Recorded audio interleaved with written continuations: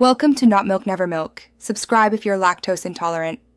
In this video, I will explain how to open your Ford Escape hood. First, locate the hood release lever inside your vehicle.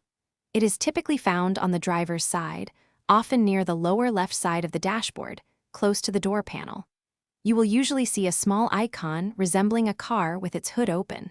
Pull this lever firmly towards you to disengage the primary latch mechanism. You should hear a slight pop from the front of the vehicle. After pulling the interior release, walk to the front of your Ford Escape. The hood will be slightly ajar, but not fully open. Carefully reach your hand underneath the front edge of the hood, usually near the center. You will feel for a small lever or tab, which is the secondary safety catch. This mechanism prevents the hood from flying open unexpectedly while driving. Push or pull this lever to fully release the hood. Once the secondary safety catch is disengaged, you can gently lift the hood upwards. Use both hands for stability as you raise it. Look for the prop rod, which is typically clipped to the underside of the hood itself, or sometimes near the engine bay.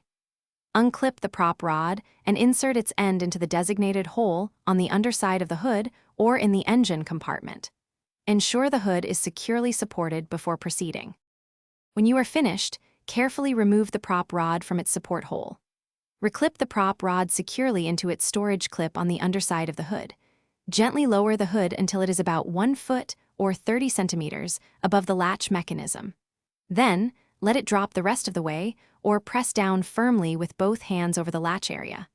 Always double-check that the hood is fully latched and secure before driving. Thanks for watching. If this was helpful, leave a like and consider subscribing. See you next time.